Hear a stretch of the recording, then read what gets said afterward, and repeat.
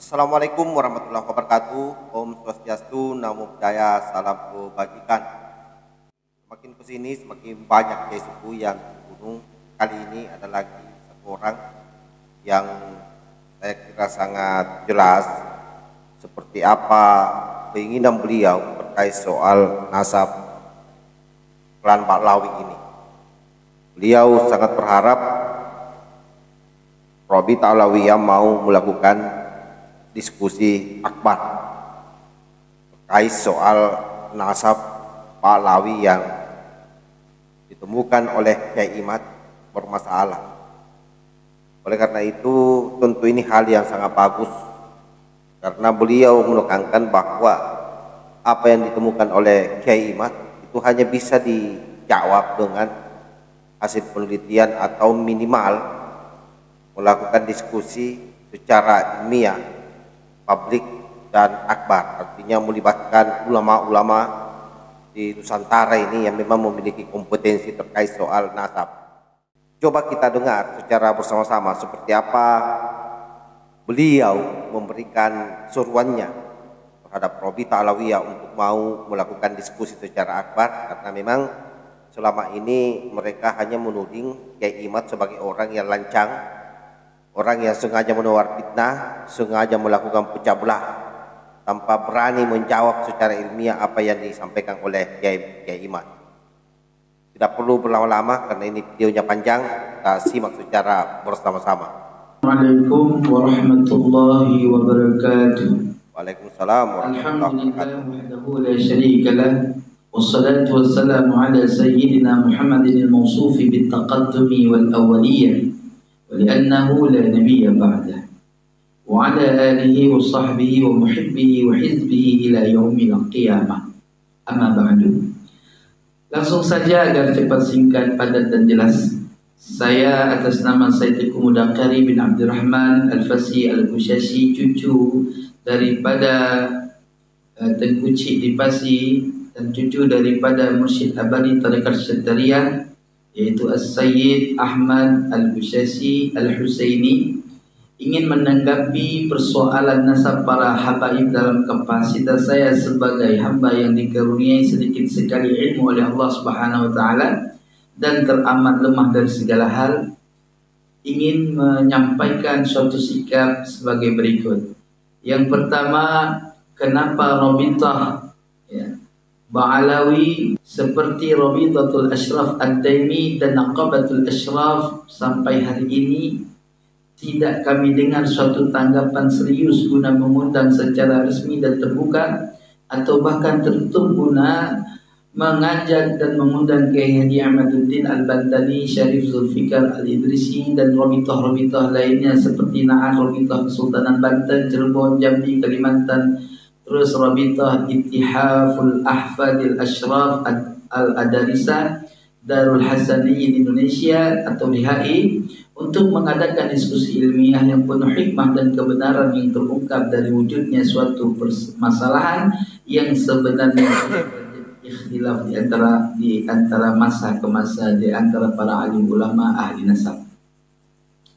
Yang kedua, akhina fillah yang dirahmati oleh Allah, statement daripada Kyai Haji Ahmaduddin Al-Bantani dan Syarif Zulfikar dan statement lainnya yang memang lagi viral saat ini tidak bisa dikatakan atau dianggap sebagai suatu fitnah terhadap Bani Ba'alawi yang sampai hari ini kaum Ba'alawi atau yang dipanggil dengan istilah Habib, mereka sampai saat ini tetap meyakini bahwa mereka itu adalah sebagai zuriat Rasulullah SAW. Namun perlu diketahui keyakinan seperti itu sah-sah saja. Kenapa? Karena mereka berkiblat kepada data keluarga mereka masing-masing berdasarkan hasil isbat nasab yang dikeluarkan oleh nakib mereka yang ada di Indonesia khususnya. Dalam hal ini adalah Rabithatul Ashraf Ad-Daimi dan Naqabatul Ashraf, pimpinan daripada Al-Habib Ali Zainal Abidin As-Sadaf. Namun di sisi lain, kaum Ba'alawi ini selalu merasa lebih unggul sebagai zuriyah Nabi Muhammad SAW, di mana mereka secara institusi lembaga nazar mereka dan secara pribadi mereka yang lahir secara zahir lisan Mereka selalu menafikan keturunan Sadatul Ashraf yang bukan dari jalur mereka yang ada di Nusantara ini, khususnya seperti anak cucunya para wali songo dengan alasan yang tidak ilmiah, sehingga terkesan bahwa mereka sajalah di Indonesia ini yang memang merupakan cucunya Rasulullah Sallallahu Alaihi Wasallam secara silsilah nasab yang benar-benar tahqiq menurut mereka. Akibat inilah Allah Subhanahu Wa Taala ingin memberikan pelajaran atau ingin memberitahukan kebenarannya secara hakiki melalui ulama-ulama yang mengeluarkan statement-statement ilmiah mereka berdasarkan kitab-kitab nasab kuno yang mutabarah. Yang ketiga, akhina fillah yang rahmati oleh Allah, jika kaum Ba'alawi merasa mereka saja yang memiliki jalur nasab yang kuat dan terpelihara kebenarannya sampai kepada Rasulullah Sallallahu Alaihi Wasallam, kenapa institusi resmi mereka tidak berani membantah statement Kiai Haji Ahmaduddin dan kawan-kawan secara kaidah syar'i, sebagaimana kaidah syar'i yang Allah Subhanahu Wa Taala berfirman, wajadilhum billati hiya ahsan. Berdiskusilah kamu dengan mereka dengan tata cara diskusi yang terbaik. Diskusi yang terbaik adalah diskusi yang saling mengemukakan hujjah di antara kita yang saling berselisih dengan menghadirkan ahli-ahli ilmu secara musyawarah yang disertai dengan data-data. Ya, data-data ilmiah tentunya dari kitab A sampai Z, ya. Bukan hanya berhujjah secara pribadi di media dengan mengungkapkan doktrin-doktrin pro kontra terhadap suatu permasalahan yang sedang viral saat ini, yang akhirnya menjadi bahan ilustrasi bagi kaum yang tiada berpikir. Ingat, akhina fillah, ya, Rasulullah Sallallahu Alaihi Wasallam pernah bersabda, la tajtami'u ummati 'ala dhalalah. Umatku tidak akan pernah berhimpun terhadap perkara yang sesat, atau tidak akan pernah berijma, ya, kepada perkara yang sesat, salah atau keliru. Maka akhina fillah yang dirahmati oleh Allah Subhanahu Wa Taala. Yang keempat, jadi institusi lembaga nasab Ba'alawi kok terkesan gak berani ya mengadakan diskusi ilmiah. Terlepas adanya sangkaan kalau para ahli nasab atau ahli isbat nasab lembaga nasab Ba'alawi tidak memiliki kemampuan ilmu nasab secara mumpuni, atau memang boleh jadi takut terbongkar kelemahan isbat nasab mereka atau apapun ceritanya, wallahu a'lam, ya.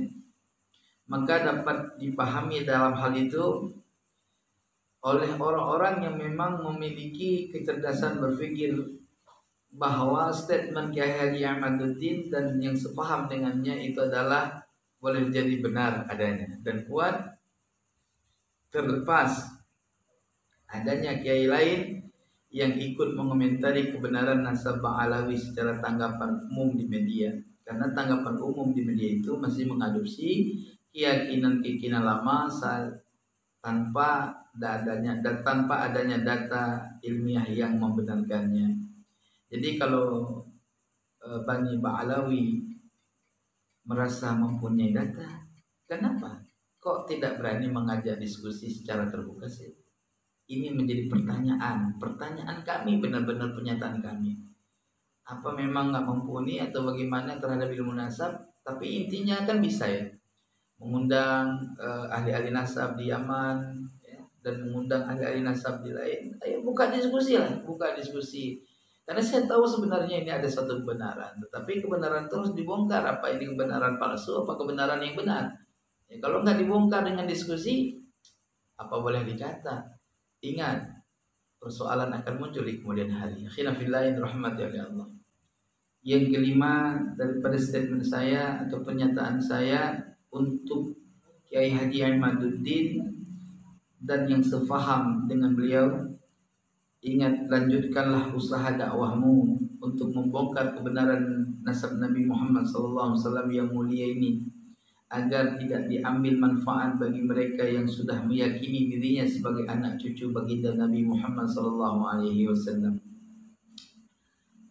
Namun di sisi lain, Bapak Kiai Haji Ahmaduddin Jika antum Bapak Kiai Haji Ahmaduddin dan yang paham dengannya menyatakan bahwa nasab Alawi itu tidak tercatat di dalam kitab-kitab induk nasab yang kuno, ya, di antaranya seperti kitab Asy-Syajaratul Mubarakah, Al-Asili, Tahzibul Ansab, Al-Majdi, Umdatul Talibin, yang konon kitab-kitab tersebut berada di abad keempat Hijri sampai ke-8 Hijriah. Namun di sisi lain dapat antum semua simpulkan bahwa Ba'alawi itu bukan Zuriyah Rasul, karena Sayyidina Ubaidillah itu tidak termaktub di dalam kitab induk tersebut. Lalu bagaimana jika di dalam kitab yang berada di abad ketiga Hijri itu menuliskan secara detail bahwa Sayyidina Ubaidillah itu benar anaknya Sayyidina Ahmad bin Isa Al-Abah Al-Nafat atau Al-Muhajir bin Muhammad Al-Naqib bin Ali Al-Uraidi bin Imam Ja'far As-Sadiq bin Imam Muhammad Al-Bagir bin Imam Ali Zainal Abidin bin Imam Husain Al-Syahid bin Imam Ali radhiyallahu taala wa Fatimah binti Rasulullah sallallahu alaihi wasallam. Bagaimana ya tanggapan antum yang mulia Kiai Haji Ahmaduddin dan yang sepaham dengan antum yang mulia? Adapun bukti kitabnya tersebut yang ada di abad ketiga Hijriah, ya insyaallah saya akan memberikan kitab tersebut pada season kalau memang Rabitah Ba'alawi mengadakan diskusi, ya saya akan bawa kitab itu. Mungkin Rabitah Ba'alawi juga punya kitab itu, ya, ini mohon ditanggapi dan insyaallah saya mohon kepada Rabitah Ba'alawi, Rabitah Ad-Daimi, Naqabatul Asyraf, ya, Habib Ali Zainal Abidin untuk mengundang kita semua, ya, wabil khusus Maktab Ittihaful Ahfadil Asyraf atau yang dikenal dengan Maktab Al-Ittihab. Undanglah insyaallah saya mewakili dari mereka juga bersama-sama munsib ikut hadir dalam hal ini. Ini semangat penting sekali. Kalau tidak diungkapkan, ini dibahas, dikaji secara ilmiah, bahaya sekali.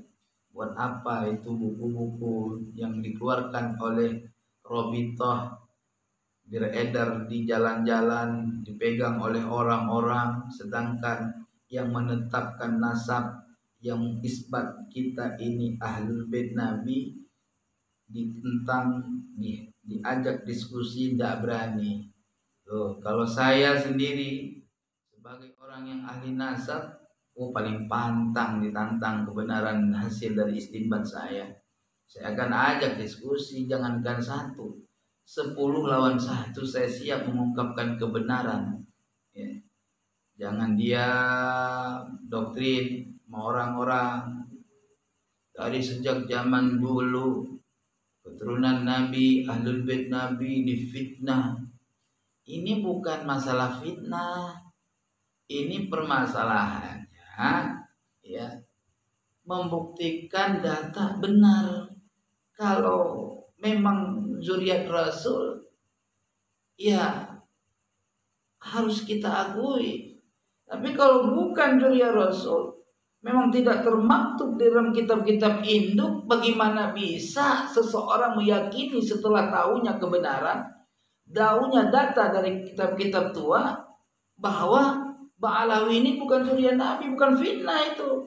Justru antum harus meyakini, harus mengakui bahwa antum ini bukan zuriat Rasul. Bahaya loh. Sementara dulu-dulu sampai menganggap orang-orang bukan Ahlul Bait, bukan zuriat Rasulullah, bukan. Palsu lah, sampai ada yang dikemplang ngaku-ngaku Habib. Bagaimana ceritanya? Jadi kalau benar antum ini zuriat Rasulullah, buktikan secara dasar. Jangan minta bukti orang yang ngaku Habib, antum minta bukti nasab ente mana? Mana nasab ente? Orang udah nyebutnya, ente bilang palsu. Itu ente tidak termaktub. Giliran sekarang antum diginiin sama orang ahli ilmu, Kenapa nggak ada tanggapannya? Mana? Percuma buku-buku nasab ditenteng kemana-mana, mengidentifikasi bahwa antum asli. Ternyata Allah buka bahwa ini bisa jadi bukan asli. Ya, maka coba saya ingin tahu, ya, keberanian dan keyakinan ilmu yang dimiliki oleh ahli-ahli nasab, Rabithah Daimi dan Rabithah Naqabatul Asyraf. Buktikan hari ini. Ini saatnya membuktikan kebenaran. Kalau antum punya data, insya Allah Allah lindungi. Yang pertanyaan yang harus dijawab, pertanyaan Kiai Imaduddin yang harus dijawab. Apa pertanyaannya?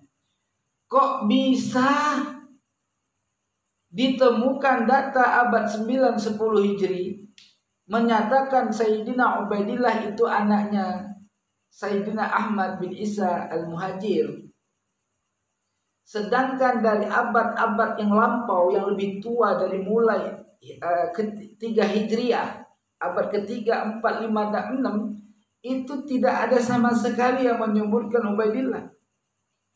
Terus siapa referensi yang menyatakan Ubaidillah atau Abdullah ini anaknya Sayyidina Ahmad bin Isa Al-Muhajir? Itu yang pertama. Yang kedua, ada statement menyatakan bahwa Sayyidina Ahmad bin Isa Al-Muhajir itu hijrah ke Hadramaut. Ya. Ternyata ini juga ada satu informasi lain yang menyatakan bahwa Sayyidina Ahmad bin Isa Al-Muhajir tidak pernah hijrah ke Hadramaut. Gitu. Karena coba perhatikan kewafatan dan sejarah-sejarah dari kitab-kitab lain. Artinya tuan-tuan yang dirahmati oleh Allah, apapun ceritanya, diskusi harus ada ini. Maka teman-teman, kepada yang awam-awam sekalian, pancing, tolong dipancing tuh, ya, supaya Rabithah Al-Alawi atau Rabithah Ad-Daimi, Naqabatul Asyraf, pimpinan Habib Ali Zainal Abidin, untuk mengundang semua orang-orang itu untuk menguji diskusi nasab, ya. Kalau enggak, bahaya ini. Ini bahaya. Terus saya minta tolong kepada antum-antum semua yang merasa paham ilmu nasab, ya, jangan membahas nasab di media. Gak ada guna. Itu ngomong sendiri namanya. Saya juga bisa kalau timbang bahas nasab ngomong dewek di media, gak ada yang bantah. Ya. Tapi kalau bisa ada yang bantah dong. Makanya gak ada yang diskusi. Gitu. Kayak Dimat cuman memberikan satu wacana dengan gaya dia, dengan membantah antum tuh nggak terdapat daripada nasab kuno dulu, ya kan, tidak terdapat. Jadi jangan merasa informasi seperti ini merasa minder, ya, merasa umat ini atau kiai ini bahlul, menghasut, menfitnah, menuduh kita bukan zuriat Nabi, itu bahlul. Enggak, ini bukan nuduh, ingin memberikan satu bukti bahwa antum, ya, melalui statement Kiai Imaduddin nggak ada nama Ubaidillah itu nggak ada. Jadi atas dasar apa antum meyakini antum zuriat Rasul? Terus jangan bawa-bawa Kiai Hasyim Asy'ari, Syekhuna Khalil Bangkalan, ya, atau kiai-kiai lain di masa lampau. Karena masa itu nggak sibuk orang itu membahas masalah nasab. Orang udah ngaku Habib, ya udah selesai, antum Habib. Nasabnya apa? Udah bin ini udah selesai. Ya. Tapi hari ini, ya, kita perlu mengkaji kebenaran nasab Alawi. Apakah itu benar daripada Rasulullah atau hanya sejarah fata morgana? Maka tidak akan mungkin tercapai kebenaran itu tanpa adanya forum diskusi akbar. Nah, insya Allah, ya, dengan diskusi akbar, ya, akan terbongkar semua rahasia. Kiai Imaduddin kah yang salah? Antum kah yang sebenarnya nggak terjelas datanya? Nanti bisa kita musyawarahkan dengan mempergunakan kaidah-kaidah fikih. Ya. Idza ta'arada al-isbat wa nafyu fal musbit muqaddam, kan bisa. Apabila selisih ada yang menetapkan dengan menafikan, maka yang menetapkan itu bisa didahulukan. Itu bisa. Tapi harus ada forum diskusi dulu. Bagaimana syarat-syarat itu terjadi? Maka tuan-tuan yang dirahmati oleh Allah, ya, saya mohon kepada teman-teman yang masih awam dalam hal ini, jangan terpancing untuk hal-hal yang tidak baik. Memusuhi Kiai Imaduddin itu ulama, ya, bukan kebencian dia menyampaikan demikian, tapi karena beliau terbongkar yang dulunya dia mahabbah muhibbin, ya, ternyata salah, kok tidak ada, kan kayak orang terkejut. Ya saya juga sama, dulunya saya paham Said Ba'alawi itu adalah zuriyah Rasul, ya, tapi saya kan nggak mengkaji, terbaik saya buka kitab-kitab, ternyata memang tidak termaktub satu kitab pun, ya, tidak menulis bahwa Sayyidina Ahmad bin Isa Al-Muhajir memiliki anak yang bernama Ubaidillah. Ya. Yang ada kitab-kitab yang menjadikan referensi, ya kitab-kitab kemarin yang jauh berbeda dari masa-masa sebelumnya. Ya, ini kan harus dipertanyakan kebenarannya. Dari mana data yang kitab-kitab ini menerangkan bahwa dia mempunyai anak yang namanya Ubaidillah. Gitu loh. Karena sebatas itu bukan kebencian, bukan fitnah, tapi ingin menyampaikan kebenaran. Jangan sampai kebenaran dianggap fitnah, ini bahaya lagi. Ya. Allah Subhanahu wa taala berfirman, "Fa in tanaza'tum fi syai'in farudduhu ila Allah wa rasulih." Jika kalian berselisih satu paham, maka kembali kepada Al-Qur'an dan hadis atau sunnah. Bagaimana ini maksud kembali kepada Al-Qur'an dan hadis? Ya, kembali kepada diskusi, bahas basul masail. Ya. Jangan bikin orang awam counter. Ya, ini orang awam pada counter nih, akhirnya pro kontra. Yang punya keyakinan bahas bela, mungkin Nabi segala macam. Kiai Bakmur tuh yang pro kepada Kiai Imaduddin menyatakan apa Nabi palsu begini begitu. Apa ya toh yang kayak gini? Coba dah kembali kepada hati yang tulus. Kalau kita memang terbukti bukan zuriyah Rasul, kenapa kita harus mempertahankan ego kita? Ya sudah, selesai. Kita bukan zuriyah Rasul. Soal tes DNA nggak perlu lah. Nggak perlu soal tes DNA. Yang penting kupas nasab aja. Ya. Tapi kalau perlu, kenapa takut emang untuk tes DNA? Ya kalau kita tes DNA bukan nasab habaib misalkan, tapi data kita bersambung nasab kepada Rasul sudah mencukup. Syarat nasab ada. Soal tes DNA misalkan lari ke orang Prancis misalkan, itu terserah hasil tes DNA itu mah. Tetapi hasil daripada tes nasab, itisalnya nasab sudah kuat, kenapa tidak? Jadi jangan khawatir. Kalau saya pribadi dikaji nasab saya, itu lebih baik supaya tidak merasa sombong kita. Ya kan? Siapa yang nggak mau sih jadi cucunya Rasul? Siapa yang nggak mau? Siapa manusia di permukaan dunia ini yang nggak mau dipilih oleh Allah jadi juriyahnya Rasul? Semua mau. Akhirnya mereka yang nggak punya nasab pingin bikin nasab. Ya, sampai nyogok katanya. Sampai nyogok. Coba kira-kira bagaimana tuh? Tahu benar apa kagak? Wallahu a'lam. Ukuran begitu. Maknanya di sini ada apa maknanya? Begitu penting kemuliaan daripada nasab baginda Nabi Muhammad SAW. Siapa yang nggak mau jadi cucunya Nabi? Ya nggak ada yang mau jadi cucunya Firaun. Itu nggak ada yang mau. Maka nggak ada yang ngaku gue cucunya Firaun, nggak ada. Maka ayolah, ini kita bahas nasab yang mulia. Jangan statement di media nyap-nyap A, B, C, D, Z sampai nggak jelas. Maka kepada Kiai Imaduddin, pancing terus Kiai, pancing terus. Ya, kepada pengurus Robita, jangan lari. Antum sudah menyatakan antum juriyat Rasul pakai buku-buku segala macam tanda tangan. Ya tanda tangan jawaban perlu dong saat ini. Jawaban kalian sebagai pengurus maktab sangat diperlukan.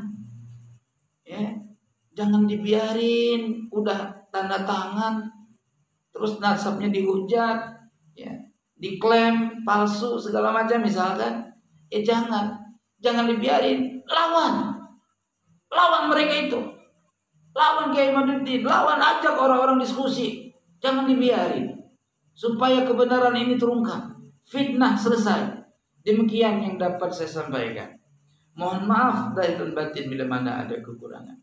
Bagi yang mendengar statement saya ini, ya, pahamilah dengan hikmah. Jangan dengan fanatisme buta dan emosional. Insya Allah engkau akan dapat rahasia di balik omongan saya ini.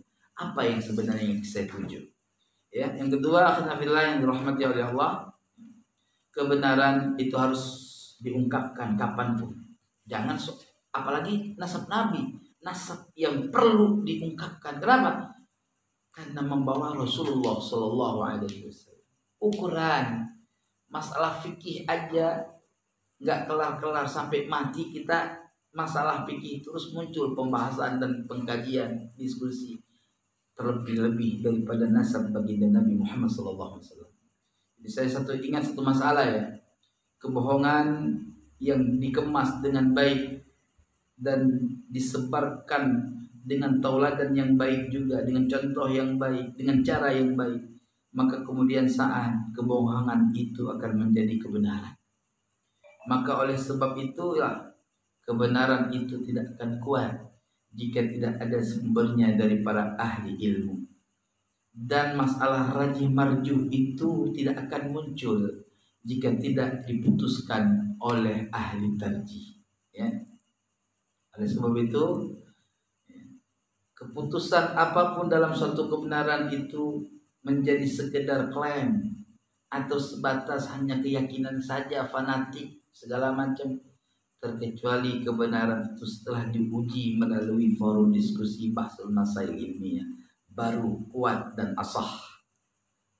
Apalagi bersangkut paut dengan keturunan Nabi Muhammad SAW.